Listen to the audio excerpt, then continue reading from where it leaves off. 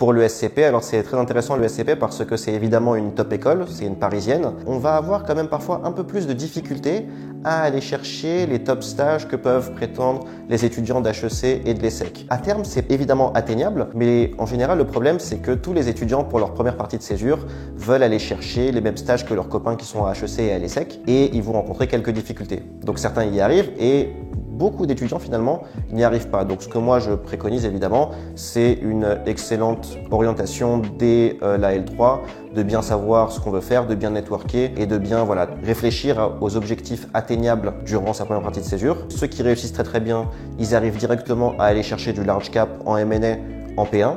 Je pense à des BNP, je pense à des Messier. Il y a ceux qui vont avoir besoin d'un stage, on va dire tampon, avant d'arriver en P2 à aller faire du M&A large cap. Et là, typiquement, les stages que vous pouvez aller chercher très souvent, un très bon mid cap. Et là, ça va être par exemple un stage chez Alantra, chez Natixis Partners, ou alors dans une équipe mid cap d'une banque française, BNP, Sogé, Cassib. Ce stage-là vous permettra effectivement sans aucun problème d'aller chercher la P2 en large cap. Si tu veux plus d'infos, contacte-nous en DM.